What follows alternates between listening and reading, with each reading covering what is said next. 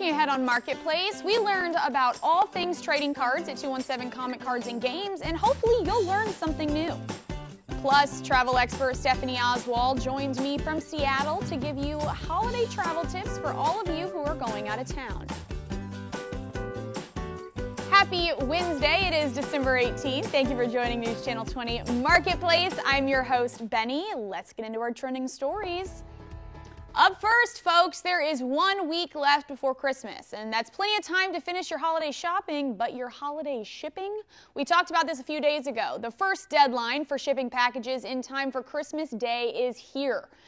Today is the deadline for the U.S. Postal Service's ground shipping within the lower 48 states. For USPS Priority Mail Express, you have until Saturday. The deadline for UPS is Thursday, tomorrow, or Monday with next day air.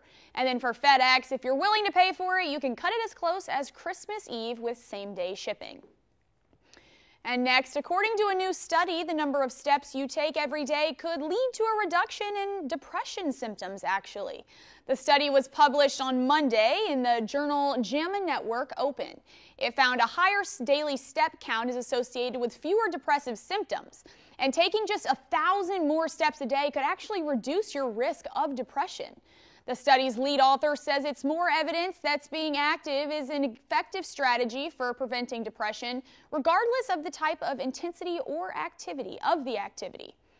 And finally, TikTok is making a last-minute push to avoid a U.S. ban that is set to take effect next month. It's appealing to the Supreme Court after losing earlier legal battles. It's also trying to gain support from President-elect Donald Trump. That part of its strategy might be paying off, as Amy Kiley reports. We'll take a look at TikTok. President-elect Donald Trump is signaling he might reevaluate a pending ban on TikTok. It's set to take effect January 19th, the day before his inauguration. That's unless TikTok's parent company, ByteDance, sells it to a non-Chinese buyer. A source says TikTok's CEO met with Trump at Mar-a-Lago yesterday. Now the president-elect is crediting the social media platform with helping him get reelected. I have a warm spot in my heart for TikTok. The ban is part of a law Congress passed with bipartisan support that President Joe Biden signed in April. It stems from concerns among lawmakers that ByteDance poses a national security risk. That's because it's a Chinese company subject to the Chinese government. Trump's going to have a play here, but they did pass a law. TikTok is suing over the ban. In a filing yesterday, it asked the Supreme Court to intervene. TikTok's attorneys want the justices to review their free speech arguments and give the incoming Trump administration time to weigh in.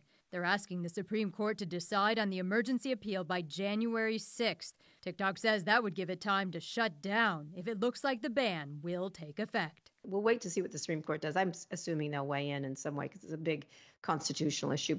I'm Amy Kiley reporting. Thank you, Amy. Those are your trending stories for today. Thanks for watching. Stick around by subscribing today and don't miss a single video.